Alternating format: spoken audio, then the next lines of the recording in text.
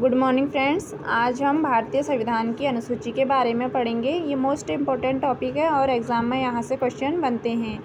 First question बनता है कि भारतीय संविधान में वर्तमान में कितनी अनुसूची हैं। तो भारतीय संविधान में वर्तमान में 12 अनुसूची हैं। पहले कितनी अनुसूची थी? पहले 8 अनुसूची थी, वर्तमान में 12 अनुसूची हैं। तो प्रथम अनुसूची है उसमें राज्यों और केंद्र शासित प्रदेशों के नाम और उनकी सीमाओं का उल्लेख किया गया है। इसको हम ऐसे याद कर सकते हैं। मान लीजिए हमारे पास बहुत सारा सामान है और हमें उसे स्टोर करने के लिए एक गोडाउन की ज़रूरत तो पड़ती है ना। ऐसे ही भारतीय संविधान में जो भारत की जो जनसंख्या है उनको जो है नियंत्रित करने के लिए, और जैसे हम उनकी जनगणना करते हैं, उनको राज्य जिले ऐसे करके करते हैं ना, उसके लिए तो राज्य और केंद्र शासित प्रदेशों के नाम और उनकी सीमाओं का उल्लेख किया गया है। हम इसको ऐसे अपने मन में जो है एक इमेज बनाते हुए चलेंगे। सेकंड है, दूसरी अनुसूची में जो है वेतन, भत्ते तथा पेंशन। अब जो हमने गोडाउन में जो सामान स्टोर किया है वो स्टोर ही तो नहीं रहेगा ना, उसको अब उसको हम ऐसे छोड़ के थोड़ी ना आएंगे। उसमें एक वर्कर भी तो रखेंगे जो उसकी देखभाल करेगा। अब जो देखभाल करेगा वो फ्री में तो करेगा नहीं, उसको जो है हम सैलरी देंगे। या हम जब किसी कंपनी में जाते हैं जॉब के लिए तो सबसे पहले हम उस कंपनी को देखते हैं कि वो कंपनी कैसा है, वो हमसे क्या क्या काम करवा रही है, और उसके हिसाब से हमसे जो है सैलरी मांगते हैं ना। फ्री हम भी फ्री में काम करके थोड़ी ना आते हैं, तो हमसे जो है सैलरी के बारे में पूछते हैं। तो इसका उल्लेख जो है दूसरी अनुसूची में किया गया है। ऐसा तो नहीं है कि हम फर्स्ट में जाके सीधे सैलरी पूछ लेंगे, पहले तो हम उससे काम पूछेंगे ना, फिर उसके बाद जो है सैलरी पूछेंगे। जो तीसरी अनुसूची है उसमें जो शपथ या प्रतिज्ञान से, अब जब हमें जो कंपनी में जॉब करने के लिए जा रहे हैं, अब हमें सैलरी दे रहा है, वो हमसे काम भी तो लेगा। अब वो काम लेगा, क्या गारंटी है कि हम इसे जो काम करके अच्छा काम करके देंगे जिससे उसे फ़ायदा होगा। तो हमसे क्या है, लिख के लेता है। वैसे ही जो भारतीय संविधान है इसमें जो राज्यपाल, मुख्यमंत्री, प्रधानमंत्री आदि जो इतने सारे लोग होते हैं वो भी एक शपथ ग्रहण करते हैं कि जो उनकी जो जिम्मेदारियां हैं वो जिम्मेदारी को अच्छी तरीके से पूरा करेंगे। अब वो फर्स्ट में तो शपथ ग्रहण नहीं करेंगे ना कि हम जो है अपनी जिम्मेदारी को पूरा करेंगे, सेकंड में भी नहीं करेंगे, थर्ड में जो है वो अब जो है शपथ ग्रहण करेंगे। नेक्स्ट है चौथी अनुसूची। अब चौथी अनुसूची में जो राज्यसभा में जो है सीटों का आवंटन। अब जो चौथी अनुसूची है इसमें जो हमने गोडाउन में जो सामान रखा है उसे हम गोडाउन में ही तो स्टोर करके नहीं रखेंगे ना, उसको हम राज्य तक लेके पहले जिला तक लेके जाएंगे, जिले से राज्य तक लेके जाएंगे। तो हम इसको ऐसे याद कर सकते हैं कि जो हमारा जो सामान है हमें उसे राज्य तक पहुंचाना है। इसको हम फर्स्ट में सीधे राज्य तक तो पहुंचा नहीं सकते, सेकंड में भी नहीं पहुंचा सकते, थर्ड में भी नहीं पहुंचा सकते। तो हम इसको जो चौथे में जो है उसको हम राज्य तक पहुंचा सकते हैं। तो राज्य से इसे हमें ऐसे याद करना है। पाँचवीं अनुसूची मोस्ट इम्पोर्टेंट है और यह एग्ज़ाम में पूछा जाता है। पाँचवीं अनुसूची में अनुसूचित तथा अनुसूचित जनजाति क्षेत्रों के प्रशासन एवं नियंत्रण से इसका जो है उल्लेख किया गया है। अब जो पाँचवीं अनुसूची चुनाव कब होते हैं? चुनाव होते हैं 5 साल में। और जब चुनाव होते हैं तो जो अनुसूचित जाति और अनुसूचित जनजाति वाले होते हैं उनसे बोलते हैं ना कि हम आपको इतने % आरक्षण देंगे, हम आपके लिए मतलब ये काम करेंगे, वो काम करेंगे, बोल के जाते हैं ना। चुनाव होते 5 साल में, तो हम इसको याद करेंगे 5वीं अनुसूची में। और 5वीं अनुसूची में सबसे ज़्यादा भरोसा उनको ही तो दिलाया जाता है, तो हम इसको ऐसे याद करेंगे, ठीक है। नेक्स्ट है छठी अनुसूची। इस छठी अनुसूची है उसमें असम, मेघालय, त्रिपुरा और मिजोरम के बारे में जो है उल्लेख किया गया है। इसको हम कैसे याद करेंगे ट्रिक से? जो असम की जो चाय होती है कहते हैं अच्छी होती है, आ रहा है ना, असम की चाय अच्छी होती है, लास्ट में 6 आ रहा है, 6 से जो है जो छठी अनुसूची है हम इसको ऐसे याद कर सकते हैं। हमें बस याद ही करना है, हमें ये ट्रिक को याद करने के लिए ही यूज़ करना है। और जो मेघालय है सबसे ज़्यादा चाय का पीते हैं लोग जब बारिश आती है। जो त्रिपुरा और मिजोरम, जब हम असम और मेघालय का नाम लेते हैं ना तो हमारे माइंड में अपने आप ही त्रिपुरा और मिजोरम नाम आता है। ऐसा ये जो नाम है ये साथ साथ ये आ जाते हैं, हम बोलते हैं ना। अब इसको हम ऐसे भी ऐसे याद कर सकते हैं। असम की जो चाय होती है अच्छी होती है, इसका उल्लेख है छठी अनुसूची में। और इसको हम पीते कब है? मेघालय, मेघ का होता है जो बादल, मेघ को कहते हैं बादल, और बारिश के टाइम पे जो चाय होती है हमसे ज़्यादा पीते हैं। त्रिपुरा मतलब जो चाय होती है उसे पूरा ही तो पियेंगे। और मिजोरम, इसमें जो चाय होती है उस वक्त हमें जो अच्छी लगती है, तो हम इसको ऐसे याद कर सकते हैं। बहुत ईजी है।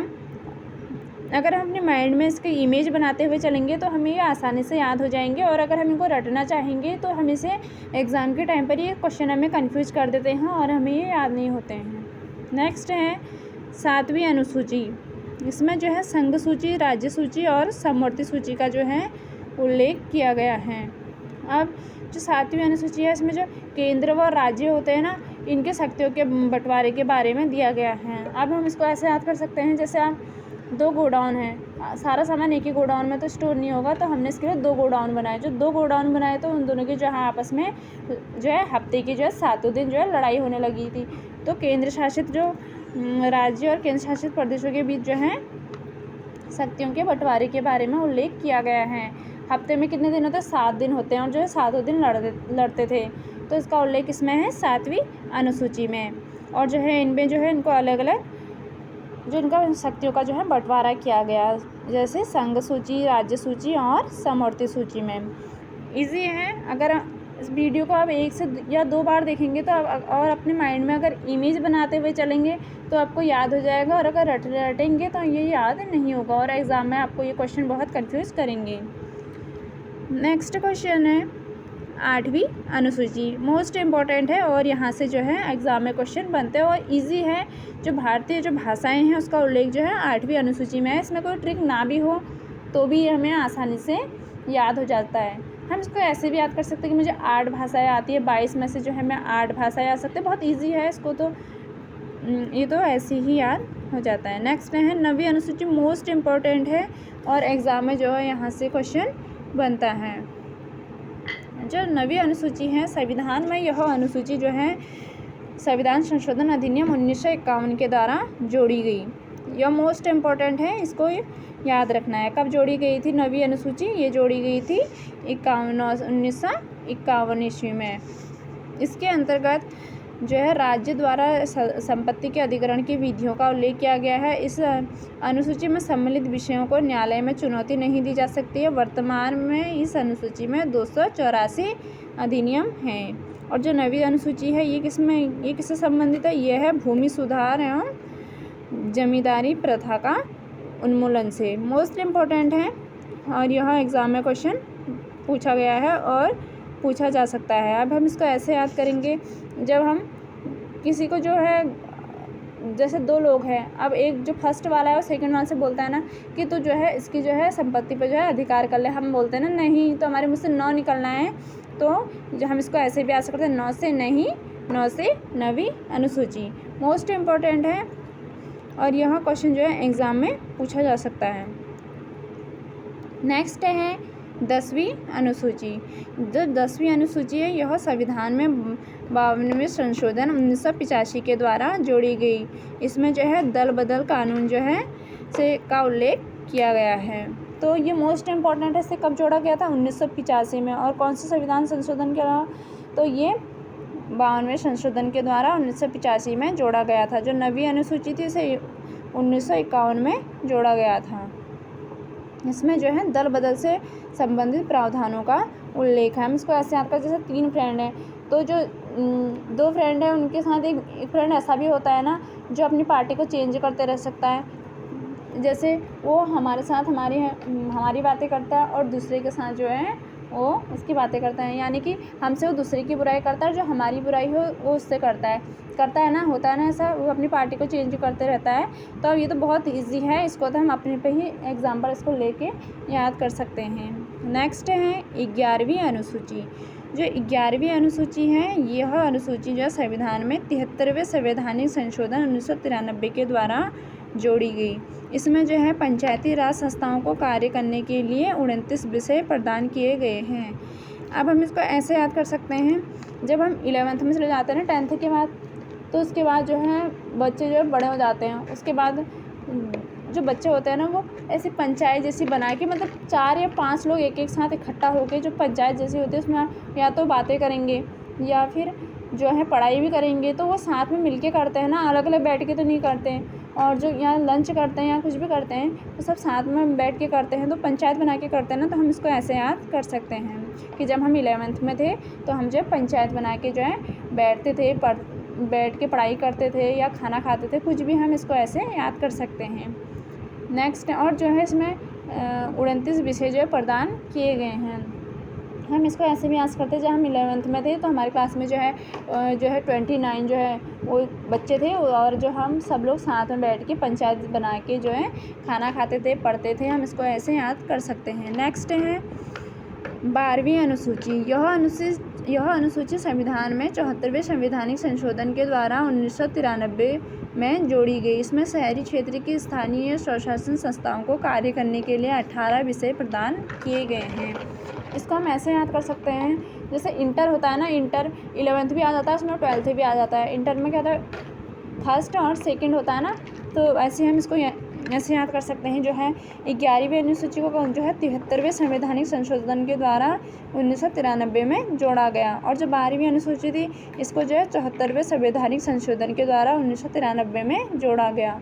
जो 11वीं और 12वीं अनुसूची हैं इनको जोड़ा गया था 1993 में, और इनको जो है संविधान में 73वें संवैधानिक संशोधन के द्वारा 11वीं को जोड़ा गया, और जो 12वीं को 74वें संविधान संशोधन द्वारा। अब हम जब 2016 में 11th में है तो 2017 में 12th में जाएंगे ना, या 2016 में भी 12th में थोड़े ना रहेंगे, तो हम इसका ऐसे याद करते, तो 73 है उसमें एक बढ़ा देंगे 74वें संविधान संशोधन में जो है 12वीं अनुसूची को जोड़ा गया 1993 में।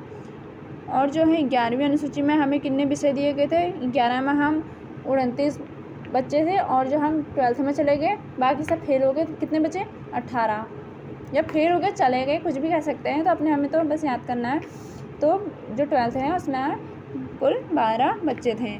अब जो है इसमें किसका उल्लेख किया गया है, 12वीं अनुसूची में इसमें किया गया है स्थानीय स्वशासन संस्थाओं को कार्य करने के लिए। जब हम 12th में गए, जब 11th में तो हम पंचायत बना के बैठते थे, तो जो है हमें जो है शहर भेज दिया गया, और जो शहर है अब वहाँ भी हम अपनी आदत चेंज थोड़ी ना कर सकते हैं, तो इसमें जो है हमको स्थानीय स्वशासन संस्थाओं को कार्य करने के लिए जो है 18 विषय प्रदान दिए गए हैं, और इसमें जो है नगर पालिकाओं का उल्लेख किया गया है। अगर हम इस वीडियो को 2 या 3 से बार देखेंगे और ध्यान से जो है हम इसको अपने माइंड में इमेज बनाते हुए चलेंगे ना, तो हमें जो है ये आसानी से याद हो सकता है। अगर हम छोटे से छोटी चीज़ को अगर अपने माइंड में जो है इमेज बना के चलेंगे तो हमें याद हो जाएगी। अब मैंने गोडाउन का एग्जांपल लिया, आप किसी भी चीज़ का एग्जांपल ले सकते हैं जिससे आपको ईजी से ये याद हो जाए, या अपने आप पे भी इसको यूज़ कर सकते हैं। जैसे कि मैंने एक गोडाउन बनाया, मेरे को उसमें एक वर्कर चाहिए, फिर मैंने उसको सैलरी भी देनी है, मैंने उससे जो है मतलब हम उससे लिख के लेते हैं ना कि इस काम को अच्छे से करेगा या नहीं करेगा, और जो है फिर उसके बाद जब आपने सब कुछ कर लिया, फिर उसको आपको काम को आगे बढ़ाना है, उसका उल्लेख जो है 4थी अनुसूची में किया गया है ना राज्यसभा वाले का, तो हम इसको ऐसे याद कर सकते हैं, और बहुत ईजी है। फ्रेंड्स, अगर आपको ये वीडियो पसंद आए तो वीडियो को लाइक, शेयर और सब्सक्राइब ज़रूर करना। Thank you.